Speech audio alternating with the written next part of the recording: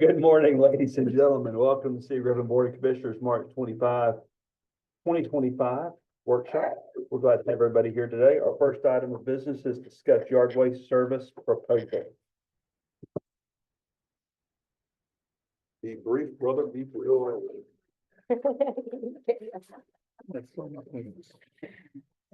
Hello, everyone. Good morning. So, we have, with the help of, I'm here with Claire, Rita, and Sue, gone through and at the direction of the board completed, an evaluation and developed a proposal related to yard waste. So we are, I'll wait till they hand me over direction on this one.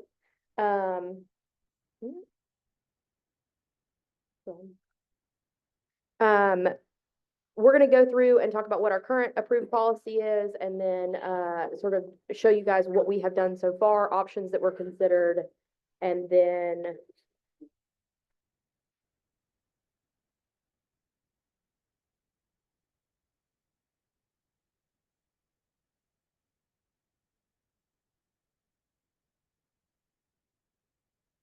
there we go. The family has requested that y'all keep your comments to 2 minutes. So this is our current approved policy. So this is the policy approved by the board. So the definition for municipal solid waste, as you can see from this definition, covers single family and multifamily residences. And it also is defined to include yard waste and commercial solid waste. The solid waste collection service, according to section 74-33, is required. So it is clear that all single family and multifamily residences are says shall receive municipal solid waste collection services. Municipal solid waste collection services includes yard waste. No owner is exempt or relieved simply because they fail to use that service or don't want to receive that service. So they're required to pay for it. So collection of yard waste, we specifically state that each residential customer is entitled to biweekly collection of that yard waste at curbside. So what does that actually mean? According to the code, that means that all dwellings and developed property, so if there's a structure on it, within the city of Griffin are assessed a fee for solid waste service and yard waste service. Any changes to that policy for handling, storage, collecting, any of that can only be made by this board. Okay. And that means that this policy that's set forth in our ordinance is the only policy with regard to yard waste that the city of Griffin has and should have. Okay, so does that mean that everybody, including apartments, units, shall be, okay? So we're going to talk about what our proposal is, but that is the current state of the code. And for clarification, when we did the yard waste charge, apartment communities were supposed to be exempt from that based on. Part of the issue is that was never modified within the ordinance itself. So we're presenting a proposal today, but that is the current state of your code. Okay. So the current state of your code is that everyone should be charged yard waste. So from our perspective, there is no, it's people not being charged rather than people being charged that is the problem with regard to yard waste. That is staff's position at this point in time. The problem here, and I'm going to actually, I guess I'll continue with this. The problem here, there's a couple of them, but first, our review revealed that there are many people who are not being charged for residential solid waste and yard waste collection services that should be. Okay, so that's problem number one. Problem number two is that our ordinance as a whole has inconsistencies that make it very difficult to interpret and apply practically to operations. So those are issues and sort of inconsistencies within the definitions. Some information related to service of multifamily, who gets trash carts versus commercial containers, and classifications of commercial customers in a tier list. And so that has made it difficult for staff, specifically Claire and Rita in customer service, to be able to apply. And it also makes it difficult for solid waste to be able to answer questions when people call. So with the help of these lovely ladies back here, we have developed a proposal that we're going to present to the board. And this has involved everything that is above on this first part, which includes evaluating whether yard waste service can be provided or should be provided within the city. So we actually did consider whether or not this is a service that we wanted to recommend you guys provide.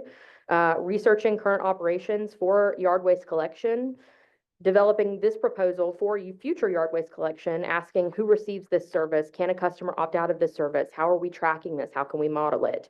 And then obviously presenting this proposal today. However, there will be a part two. So there may be questions today that I cannot fully answer in depth. And that is because we will be needing to draft an ordinance amendment that applies the feedback that we received from you guys today on this proposal regarding yard waste and correcting inconsistencies within the operations. But this is going to be for all of that chapter 74 for solid waste. So we're going to cover commercial, we're going to cover yard waste, we're going to cover residential. We're going to do a comprehensive look at our solid waste service that we provide in the city and determine how we need to make sure that this stuff is buttoned up from the top down. All right, so that's the next step. We would then present that to you all for consideration and then adopting a fee and operational structure for those customers that will allow Rita and Sue and Claire to be able to do the work on the back end from a staff perspective to make sure we don't have inconsistencies in the future. So the options that were considered during this evaluation, I'm going to allow them to speak to this, and then we're going to get into the actual proposal bit.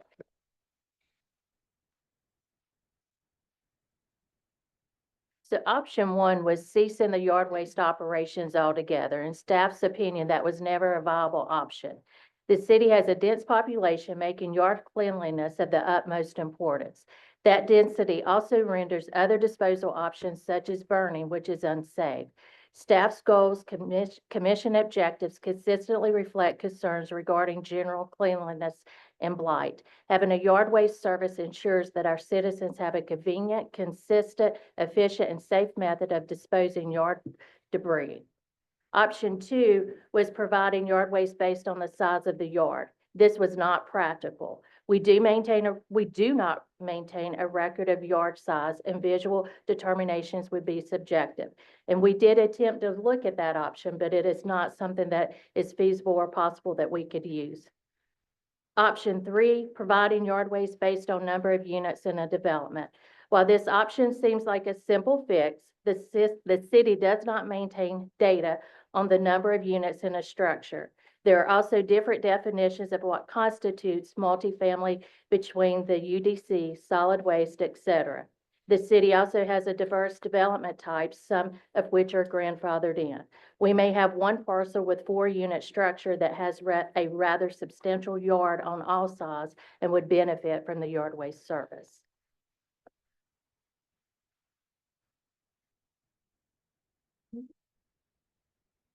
So in doing this and in considering these options, one of the things we're trying to keep in mind is finding ways that we can model and create formulas for purposes of billing with all of our customers. So, that all of those things were considered. What work is going to be done on the back end? How can we prevent having customer service errors? How can we prevent having errors with the solid waste service being provided, not just by our staff, but also by our contractors that we also have to retain? So we then went to the fourth option, and this is the proposed solution that we would like to make to you all. We would obviously have to do an amendment to button up certain things, but option 4 is providing yard waste based on units assigned solid waste trash carts. So our evaluation actually revealed a correlation between yard area, so the amount or how much of a yard someone has, and customers who are assigned residential solid waste containers or carts. It's not a perfect correlation, but it's a much stronger correlation. That differs from multifamily developments that are serviced by a centrally located commercial container or compactor. So a good example is if you have a neighborhood and they have a trash container or compactor. Griffin Crossings comes to mind just because we've had some issues or questions about their compactor and container. At that point, those people would not receive yard waste service. They have a centrally located dumpster. Residential solid waste service doesn't show up on their individual apartment bill. Instead, that is taken up between them and the apartment complex owner or their landlord, essentially, as opposed to a apartment complex where they have individual trash carts. And therefore, that person receives residential solid waste service as well as yard waste service, potentially. That's what we're proposing. So Amwaste, which is the company that does our yard waste, uses route listings for residential garbage carts when picking up yard waste. So they use the data on who are we picking up for when they go through and pick up yard waste. This correlation provides the most objective rationale for charging this service, making sure that we're not being subjective, that we're not considering, oh, it applies to this person, but not this person. And it also ensures consistent and uniform billing that is easy to model and track. Claire has to create models for purposes of billing, and if we cannot create a model or a formula for applying this to customers, we're going to have billing errors. We're going to have people fall through the cracks, and that may not be an issue, for the first couple of months, but you add that up over 10 years, and you have a lot of billing errors. You have a lot of issues. So our proposal is that customers who have residential solid waste services, carts, are going to receive yard waste service. The exception would be customers located on streets or in units where that collection is not possible. So there would be an exception built in where our trucks or Amway's trucks cannot get safely down that road. They cannot be provided that service, and that would be the exception. So we are also proposing as part of this that we remove the opt-out options. Okay, the official policy per ordinance is that no customer can opt out of residential solid waste service. While that is the policy, it is not necessarily enforced to the degree that it is written right now, and we are recommending that that policy be enforced. Allowing customers to opt out or pause service when a unit is vacant results in those billing errors, and that's impossible to track over time, and it results in theft of services. While the customers may not be generating household garbage that is picked up at that location, they automatically have the right to utilize landfill and transfer station, regardless of whether or not they opt out or pause that residential solid waste service. So they do still have a service that they are receiving based on that access.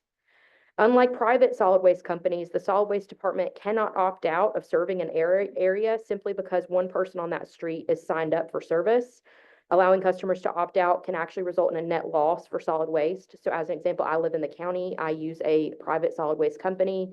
There was one company that I would love to switch to, but they will not service my area because there's not enough customers to justify it for them. They have to weigh their costs and benefits as a business. Our solid waste department does not have the ability to say no. So if everyone on a street opts out other than one person, they could be operating at a net loss in that area. And lastly, we have to have consistent data for our third-party contractors, like Amway's, in order to evaluate the cost and benefits of a contract. So when we're entering into a contract, they expect us to give them numbers and often have exclusivity clauses that say we will be the only one providing this service in this area. That is your customer, or all of your customers that you've told us you have will be receiving this service. We can't weigh whether or not a contract is to our benefit if we can't be able to tell how many customers we're going to have throughout the year. It makes it impossible for solid waste to budget as well. So under this proposal, if this is the structure, or if there is a structure on the property, and if you proceed with this proposal, the following charges are going to be assessed regardless of whether a unit is vacant. That is stormwater, which is standard right now, solid waste, yard waste, and a customer service fee. Those will be a minimum if there is a structure on the property. If there is no structure on the property, they are not charged any services. If the owner wanted yard waste pickup, because we do have vacant lots that need the grass cut, need limbs to be picked up, or other trash pickup, then they would have to request special handling, and they would be referred to solid waste, who can make that request, and they would be able to make their payment at that point in time. The next steps, while the current ordinance, as I mentioned at the beginning, it does support this policy. That is currently what is on the books. There are other inconsistencies in Chapter 74 that need to be addressed. These changes are going to cover yard waste, recycling, commercial solid waste classifications, things of that nature. Some things that I think should be left to developers that are included in our ordinance that really should be left to the UDC. For example, when you have trash cart versus a commercial solid waste container. So we are recommending a complete amendment to that proposal prior to implementation, or a complete amendment to that ordinance prior to implementation of this proposal. So prior to us changing anything, we want to make sure that we're tidying everything up. And so for that reason, these official changes would be presented to you formally through an ordinance after July is currently the current timeline for that we would be able to get all of that together because there's still some commercial questions that we need to answer and collaborations that we're going to have with Claire based on a completely external commercial audit that she's been conducting. Are there any questions? You got my full support. A question, I might have kind of missed something, but, the changes to the ordinance would begin as of the date that we vote on it. So anything that's happened prior to it, that we're not held liable for, because we were operating under what the ordinance actually said. We are operating under what the ordinance actually says. So if there are any inconsistencies as far as yard waste being charged, people should be charged yard waste in accordance with the only official policy approved by this board. So the only issue is people who are not being charged. And we're saying that rather than implement this immediately based on that ordinance, we overhaul the entire ordinance and present something and then fix all of our books from there, both commercial, residential, yard waste. So yes, there's no, it is our opinion at this point that no error, if any error is made, is to our detriment, not to our benefit. Okay. So, in other words, if someone feels like they've been overcharged or charged and shouldn't have been charged, or someone has been charged, has not been charged, they don't owe us anything and we don't owe anybody anything. What I'm saying. Correct. That is our position from this, yes. Any other Well, when questions? the new ordinance is passed, that's what Yes. it'll be.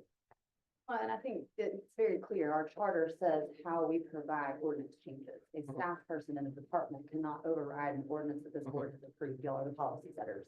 And so the ordinance is clear as to who is supposed to be charged yard waste currently. That's not happening to the city's detriment. But we're not gonna go back and add all of that to somebody's bill, nor though are we going to go back and pay anybody that thinks that they shouldn't have been charged because that's. Yeah, not that's actually- what I wanted to clarify. Yes. Yes. But I understand what you're saying. Yes. You good, everybody over here? Very good. All right, we will prepare an ordinance. Come get it done quicker, the better. Yes, It's great sir. if we can get it done by, approved by June. And then approve it or have it go into place for the new fiscal year. We will do our best. We have a couple of other ordinances that are coming to you all that I've been told are our priority in the past. We're trying to rank those. And we also want to make sure that we're doing our best to cover all of the concerns related to commercial properties, because there are more issues there with regard to ordinance and the implementations. And there's a lot of questions about how we're providing that service. We want to make sure that solid waste is getting off on a good foot when we make these changes. Thank you so much. Wonderful job, team. Great job. Item 2 is update SPOS 2016 and T-SPOS projects and proposed projects. I believe, got our team right there. Good morning. Good morning, welcome. So as you know, the abatement of blight and nuisance is an ongoing goal. So in 26, $3 million was set aside for the SPOS for the abatement of nuisance and blight. So over the years, we have an active nuisance list, which has grown. During that time, we have actually spent $1,536,410. Just to give you an idea, some of that from 17 to 24, 300 structures have been demoed, whether that's through a court order from the city to demo or from an owner who has gone through this process. We also have had 177 structures that have been rehabbed. So that's a good thing. We want to see more of those. But every single one that we take through the court system, of course, costs money. Last year, we abated 62 structures, whether through rehab or demo. So we do have an active one. It keeps growing. The funds that we have left is $1,463,590. Just to let you know where we are currently in this year's, we have 36 residential and 12 commercial that we are currently working on through the nuisance program. We are shifting more towards commercial properties, and we are doing a housing survey this year to determine what the houses conditions are throughout the city of Griffin. So needless to say, funds are still needed to continue this program. So the 1.4 million, although that will help us, it'll only get us so far. So at some point in time, we will have to look at additional funding somewhere to continue this program. And hopefully with the next SPOS, we can budget another $3 million or so. It's very If- successful. Right. I, One question. I have a concern about, I made a call yesterday. When we talk about blight, with how code enforcement, and I guess I should say it's not to my satisfaction, some of how they're enforcing code. Now, in particular, there is a house on the corner of, Palace and Cherry Street. As far as I'm concerned, it's a nuisance and it's blight. The house is raggedy. There's always, dumped furniture in the yard, on the porch, and all around. And I, for years, complained. For the life of me, I can't understand why we have not been able to do something with that particular one. That's not the only one. What I've said repeatedly is that the code enforcement, the police department, the fire department, everybody ride by that house every day. Every day. And I just don't understand why it's so hard for us to, in these areas, to get these neighborhoods cleaned up. We are actually looking at making changes to how we do code enforcement, as part of this year's budget and just trying to clean some stuff up. Is this the particular piece of property that you emailed Jessica about yesterday? Yes. Yes, code is actually going out to look at that today. We are working to do new procedures through our code enforcement division. So hopefully those changes will make an impact. We are looking at different zones, how to address each zone, what the main concerns are. We're working with Public Works to address those items as well. So hopefully in the near future, you will be seeing those changes. Okay. Thank you. Any other questions on code or on housing? Okay. Thank you. Good morning. Good morning. All right, so moving right along to transportation projects. This is in particular SLOSS 2016 budgeted projects. So starting with Hammond and Poplar, it is looking great out there. They are moving right along. So this week they're actually pouring the asphalt pavement binder. And then they're also pouring the splitter islands this week. So we did give them an extension due to the weather, and then also utility relocations were very much delayed during this project.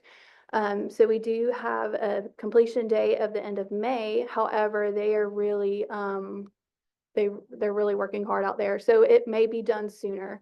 But I did just want to make sure that you guys knew about that extension. Ells Way, that project is also starting to move along again. We are going to be working on some geotechnical work out there right at the creek, because we'll have to put a culvert out there in order for the road to cross that creek. So we are working on that. And then we are working on the pavement assessment, and that is moving along as well. So we should have that pavement assessment actually complete by the end of this month. And so we're hoping moving forward with all of our milling and resurfacing projects that we can use that as a guide. I have a question. Yes, ma'am. The original date, that particular development, the roundabout was supposed to be done, how far off are we from what we originally scheduled and what it's gonna be? Yeah, so actually it was, we gave them a year to complete that project. Mhm. So the end of April is when it's supposed to be completed. Okay. So we very well may make that deadline because they're moving quickly out there and they're working very hard. But again, we just wanted to give them that extension just because of the utility relocation. So AT&T actually went on strike for a month during this project, and all of those relocations were held up because of that. So, and then also the snow, we couldn't pour concrete because of the cold weather Okay, conditions. so the original finish date was supposed to be April, so what extension did we give? May 31st, the end of May. Okay. Yes, ma'am.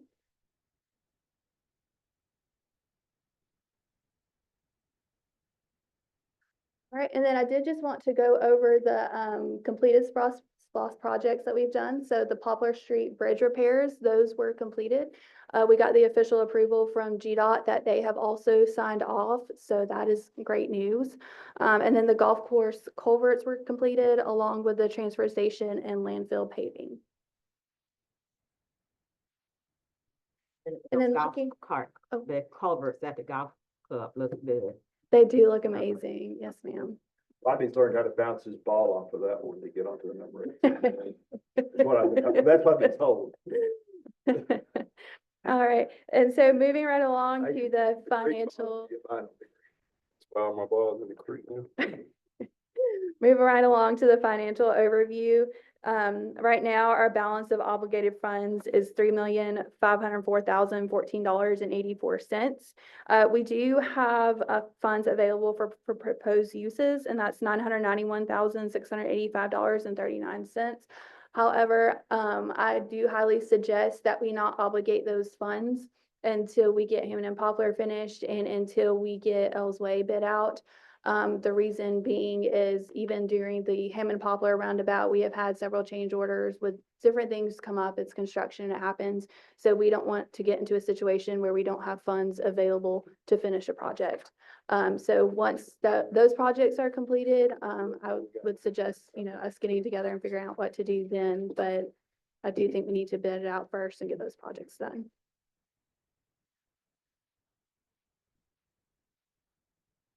All right, then moving right along to T-Splosh milling and resurfacing for year 4. We are planning to accomplish a lot of streets this year. So we've got Abbey Road and Street from Beck Street to Meriwether, Cardinal Drive, East Cherry Street, Haskell Ward Drive, Stark Street, North 6th Street from East Cherry Street to Blanton Avenue, North 10th Street, South 8th Street, South 10th Street, Spalding Drive from Flint Street to Highway 16, West Cherry Street, West Tinsley Street, Westminster Circle, and Westminster Drive. That is a mouthful. So that is a total of 5.92 miles and 14 streets. So we just wanted to make sure that you all are okay with this list before we move forward on working on a bid. And the other list that we had, that included Pine Ridge, that's on year 3. Yes, sir. Okay. Yes, sir. I have a question. On North 9th Street from Poplar, is it Poplar? That's in the county? Didn't we annex that property, that much of North 9th Street into the city? The street on the left side, we did, there's a tract of land that we annexed that ties up to Bleacher, is it? It's Poplar Street. the Where, Pop- Yeah, Poplar from up on, on From the, the on the mill. curve. where does, I noticed, a couple of days ago, I was looking, and right there at the store, it has a city limit sign. The store is, I think, outside the city limit, We annexed across the street. across the street, but the one on the other side, we did not annex.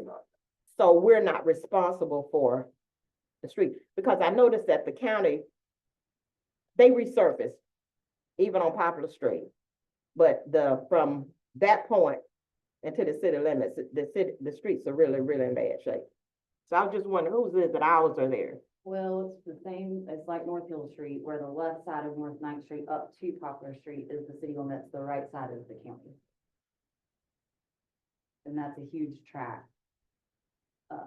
Yeah, we rezoned it planned residential development, but that ended up becoming not feasible. I don't think, because of We the rock. just did one side, the Yeah. one where the big, Yeah. Yeah, hill the hill is, with the yeah. power line. that's our side. Yeah. the backside of Bourbon Street. Okay, but on the other side, a developer came in and they were talking to us about developing on the Yeah, other it's- side. But Yes, and then But it's not houses annexed have into the not. city. And speaking of a road that we may need to add or fix, I'm just thinking about New Orleans Street there. There's some potholes that if someone hits one of those could go into the railroad track. So, New Orleans Street, Well, they're working on the paving assessment now, so we'll have yeah, all so of that that one back. has got some craters in We'll it. make note of North 9th. Gotta learn that with the cutting, my new cut through because of the bridge work. Yeah. And we'll also reach out to the railroad too, because there are several locations that we actually cannot repair. It has to go to the railroad. So we'll make sure that we make a list of those and contact them and Good make sure luck. that gets on their Yeah. schedule. I know. Let's make a note about Okay. 192, but the one that's not there. Okay. Absolutely. Was there any questions on this list? Yep. Yes, sir. Marissa, when we do 8th Street, is that when we're gonna do the turn lane? We are gonna look at that turn lane and see how we can better accommodate that. Well, it'd be like all the other streets in Griffin. Yes, That's the sir. only one that. you know, We can talk, I'll talk to you about that in executive session in a second. Okay, and, Halpin, are they aware? People call me from time to time and says, Yeah. there's a pothole out there on exiting from Chick-fil-A, getting on 1941 South. There's a pothole out there, it's like the Grand Canyon. I mean, it is huge, you know, Yeah, and I'm that's going like, actually that's be a not city, that's We not. can't pay that, it'll be a code issue with Halpern, so. Well, I realize that, but I'm going, how's Halpern? We need to notify them. How are they notified? We would have to notify through code, a code, citation. Okay, and some of the roads exiting there have yield signs and some have stop signs. And I'm going like, what's the difference? I mean, they all turn right. GDOT. Yeah, that's, Rather than going onto a state highway, we don't. Oh, okay, all right, so that's, But we can, we can. Harlan, we talked to Harlan about that. yes, Yeah. we can ask him. Thank you. All right. I think, because I've noticed that too, it's in regards to how close or far away it is from a traffic signal, as to whether you're yielding or stopping. And then you got yield signs on every exit ramp. I mean, it's across the state. The cars turning left, like at 362. You got yield signs that you're supposed to yield the car turning in front of you. I'll get with Somebody- GDOT and see. Well, I don't think we're gonna change the whole state, so No, we can, But it's just, We can ask. yeah, we can talk about how. All right, so moving on to proposed sidewalk plan. So back in January, there were four areas that were identified as needing sidewalk. And that is from Ellis Road from Experiment to North Expressway, Spalding Street to city limits, West Broadway from Palace Street to North Hill Street, and I apologize, this is not on here, but East College Street from Hamilton down to Grandview, yes. So we have been working with engineers to come up with very preliminary numbers and cost estimates for all these sidewalks. And so I do want to preface this by letting you know that these cost estimates do not include engineering costs. They don't include right-of-way acquisition. They don't include easements, none of that. It is strictly to build the sidewalk. So for Ellis Road, our cost estimate is $1,824,050. Spalding Street is $554,683. West Broadway is $167,984. And then East College is $497,030. So Ellis Road is, of course, our most expensive. There is a lot of stormwater work that has to take place. A retaining wall has to be built. So there are a couple of options that we could potentially look at, seeing if we could coordinate with UGA and actually go up onto that slope versus trying to build essentially through it. There's also a grant out there right now for hazard mitigation that we could potentially submit stormwater work through. That way that it's not coming from these costs. So that is a couple options for Ellis Road. and you can also go through LCI. Because that's in the LCI project through ARC. Yes, and that's another option as well. And then Spalding Street, we do know for a fact, especially speaking with the county, that there is going to be a lot of right-of-way acquisition over there. However, there is definitely a need for sidewalk. And then West Broadway, so that one was the cheapest cost. However, I do want to preface, our engineers are proposing that we actually use the existing roadway to add sidewalks. So we would essentially be narrowing the roadway and putting sidewalk. I do want to look into this further as there is a sharp curve right there, so I'm not 100% sold on that. If we do, what was that? I'm sorry. That's what I was gonna ask you, is that where you're talking about coming off of, West Broad around that curve? Yes, ma'am. So we would have to look into that one further. If we don't do that option, that actually puts us over into the creek. So you're looking at buying stream credits and doing a lot more stormwater work as well. So that cost would go up significantly as well. And the DDA was also still negotiating with, the railroad to get access to their property as Okay. well, so. Perfect. Yeah, and I think right in that area, I do believe when we looked, there was enough room where we shouldn't encroach on railroad right away. It's just that creek right there is our Yeah, problem but area. That wouldn't do any good anyway on that side, would it? They were looking at putting a parkway that tied 9th Street all the way back to really over to Quillie's, 13th Street crossing. They're putting it A parkway. like a Is, halfway. is there something going on over with the property across in front of where the development is? There's that where that gas thing is, you know what I'm talking about, around the curve. Yeah, I'm not aware of anything. You got you had a gas line, Yeah. station, yes. I noticed that, I guess they must have sold that property, and we tore down a lot of houses and stuff. But facing the mill is just 2 houses left, and somebody was cleaning up over that other day. I just wondered if something going on. I am not aware of anything. Michelle? Are they cleaning it up so they can decide they can make more money when they sell it? The parcel right behind the, yeah. over there. That. Stop that. No days, and I'm not even, I don't know.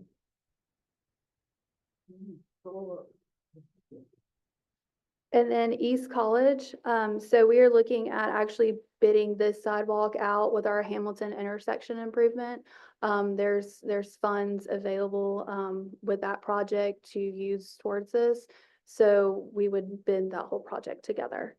With that being said, these cost estimates came in very high. So we are looking for direction from you all as far as, prioritizing what projects to move forward for, or which ones we should hold off and maybe look at other funding opportunities. That's another question. The one at Hamilton down, and now Poplar, is that the location you're talking about? Is that Hamilton? No. College Street, Hamilton and Kincaid. That Where the connects S East. that we're gonna realign that street, Yeah, that's down, College Street. down College Street, Yes, ma'am. So that's where we had bought that lot. Okay. So where did you say that one was? What's So this one is from East College, so. no, I'm saying, where is it on the list of when it might be done? In East, conjunction with the intersection improvement. Mhm. Hamilton, which is to start. 25. we're working on right-of-way acquisition right Uh-huh. now still, and, we're working on the sidewalk plans right Mhm. now. So we're hoping in the next few months that we'll be able to proceed forward with bidding. It just depends on how quickly we can move on that. Okay. So my gut is that the, the Palace Street Broadway project, because of the cost, that's a must. I mean, definitely needed, especially with the mill project about to open up. Okay. And then the College Street, Hamilton is something that's we've been working towards. And then the Spalding Street was kind of an intergovernmental agreement that we had with Spalding County. They're going to complete their section. Okay, They have already perfect. completed theirs. So they've already got theirs done, so then I you got, guess staff will probably recommend starting with Spalding Street. That's what I was gonna the say. easiest one. okay, Because if we're gonna have to talk to the railroad and whoever else for West Broadway, because we're not sure that using the roadway is gonna be the appropriate option, safest option right there, and that's the point. So Spalding Street's probably your most cut and dry, and they have a sidewalk to nowhere because we Right. don't have ours yet. Then West Broadway, because we're gonna do the college one in conjunction with that Yeah. intersection. Ellis, we would propose leaving as last, just because we hope that UJ Griffin will work with us on that, and if not, trying to have a mitigation grant for the stormwater work, because it's about half of the cost of that project. And leaving that one, last, and just so you all know, in my opinion, I think costs should not be prohibitive. We have had 5 pedestrian accidents in the last 3 weeks, 4, and they're bad. So we've got to have some, I mean, On Ellis, no, just everywhere in the city. So we really need to look at sidewalks and connectivity and how we better, we can't have a police officer everywhere that somebody gets hit. We don't know, obviously that's going to occur, but we do know where we have bad areas, and some of these have been, people crossing in crosswalks, some of them have not, and that's its own problem. So we're looking at sort of some safe streets measures as well. I know the county's working through a grant that they received. So this is just something that really for our community needs to be prioritized. I like that proposal. I like the Spalding since, Spalding County's already completed their part. Yeah. We go ahead and finish out. And I do want to just give, it's not on here, kudos for, once again, Carver Road, the sidewalks on Carver Road are amazing, magnificent, wonderful, and other adjectives I can think of. So thank y'all for that. Yes, thank you. I'll make sure to pass along. They're very proud of that project. They so- should be. And they should be, absolutely. And that part of Meriwether Street is an area that at some point, Yeah. on the radar, because you've got a lot of foot traffic. Yes, on absolutely. That section of Meriwether from Everett Road out 362. All right, so we will prioritize Spalding Street. Well, and Mayor, just so you know, on that point, we did submit that request, and we did it formally to GDOT Yes. for, maybe them doing that when they handle that interchange with Yeah. 362. So they are aware of that request. And they said it could take a few months for us to hear back from them on that, so.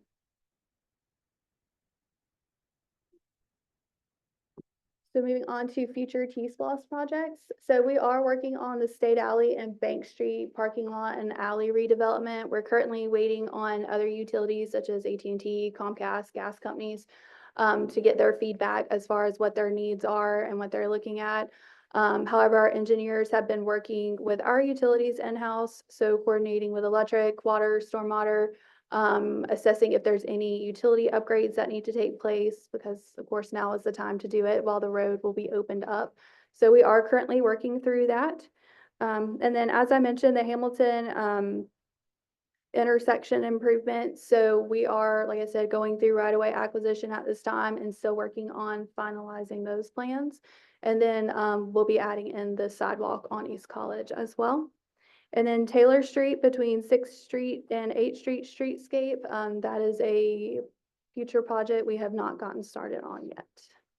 And just back to the state and bank, Jeremy Kinway with Stormwater has already done an assessment back there, and it is not new. It's probably some of the oldest stormwater infrastructure that we have in the city. So that's another one that we're looking at, potentially hazard mitigation grant with the state. They have $416 million that they are asking to give away. So we can make that improvement, but that would need to happen before, obviously, we did street improvements back there. So there may be some things that we have to do as far as parking lots, if we can, to go ahead and get those sort of up to code for the brewery coming in. But we're trying to get all that timing worked out, but also funding, because that ends up being a much larger project when you start throwing in utility improvements that just have to occur. But that, Marisa and the rest of the directors that are involved in that have worked very hard on trying to get that coordinated, and they're still doing so pretty much daily at this point. A lot. And then the financial overview. So far, since inception, we have collected $12,887,763. Total funds expended is $1,850,900. And so that has been spent through repair, maintenance, infrastructure, intersection improvements, site improvements. A lot of engineering costs go into that as well. This is not listed on there, but I do want to mention our LMIG funds, so our local maintenance and improvement funds.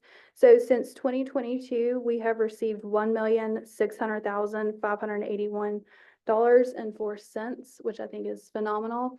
And we will also be applying for some additional funds that the governor has released. So we should be receiving even more funds as well. So while it looks like we haven't spent much yet, I guess technically we haven't, that $11 million, as you can see from just sidewalks and what we're finding on state and bank will go pretty quickly. We are still collecting money, we are still above budget and what was expected from T-Slots, so we think we'll be okay, but we just wanted y'all to have an understanding of where we were as of today. And a mile of milling and paving cost how much now? Oh gosh, I have to pull numbers. I want to say it was around 300 last time I pulled numbers. Yes. We are starting on Grafe this week. I did want to point that out. That project kicked off today. So hopefully the hospital will have smoother roads here soon. So that's exciting.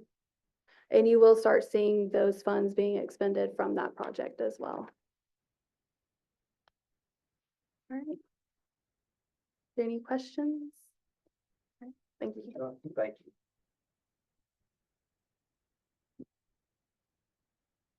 That it on that?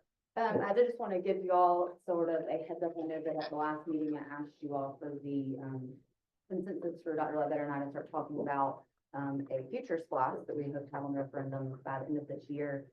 He and I have not actually had a chance to meet. We've been emailing back and forth, but just so you know, when we did the 2016 SPLOST, split at that point was 53.99% county, 44.33% city, 0.98% for Orchard Hill, and then 0.7% for Sunnyside. Since Sunnyside is no longer a city, I would think that that needs to go directly to the county since it's now unincorporated. He and I don't have any problem with making that recommendation to you all, so about a 55-45 split. If you're looking at that, we do have the analysis from Raymond James. If Griffin's portion is 45%, they are projecting $35.67 million to the county. The total will be 85.18. So the county will get about 50 and we have about 35. So that's where we are at this point. We are looking at transportation again, as hopefully you remember or need to know. We don't really explicitly detail transportation projects. We just say we're going to reserve some money from transportation. We will have to look at fire stations and equipment, as you know, and then whatever is left, we would propose to put back into blight. So we're not having to budget that every year out of the general fund. So that's sort of the direction that staff is approaching at this point. And as soon as Dr. Ledbetter and I have a chance to meet, then we'll come back to you all with a proposed referendum. And we will want to bond projects with this one. We did not in 2016, but because we're going to want to build things, we'll have to look at bonds, all of that as well. But that's where we are at this point for a future SLOST. Are we still collecting money now for the current? Not the 2016 SLOST. It's done. Okay, so we'll be asking for A new audit. SLOST. It's not a continuation. But doesn't T-Splosh T-SLOST expires, will expire. so and it'll then take we place of invite T-Splosh. PDF to take the place of that. Because you can't do another T-SLOST until you have SLOST.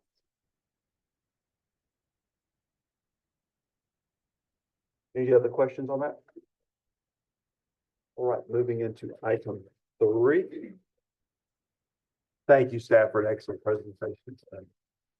Item 3 is consider executive sessions to OCGA 5014-21 for the purpose of consulting meeting with legal counsel pertaining to pending and potential litigation, settlement claims, administrative proceedings, or other judicial actions brought or to be brought by or against the agency or any officer or employee, or in which the agency or any officer or employee may be directly involved in pursuant to OCGA Section 5014-3B2 for the purpose of discussing and deliberating upon the appointment, employment, compensation, hiring, disciplinary action or dismissal, or periodic evaluation or rating of a public officer or employee. We have a motion to go into executive session. So move.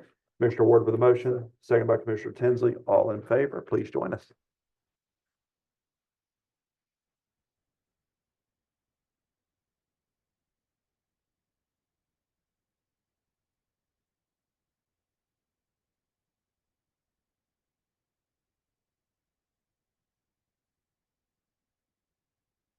I did.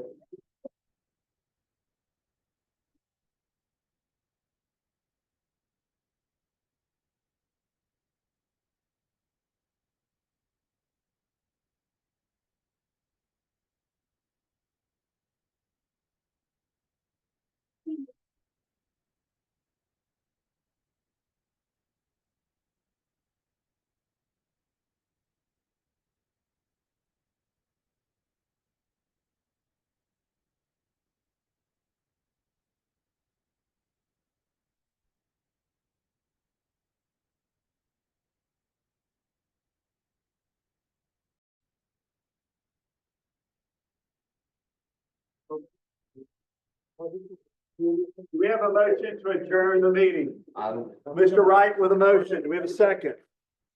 Do we have a second motion? Second. Ms. Rose, you got a Rose?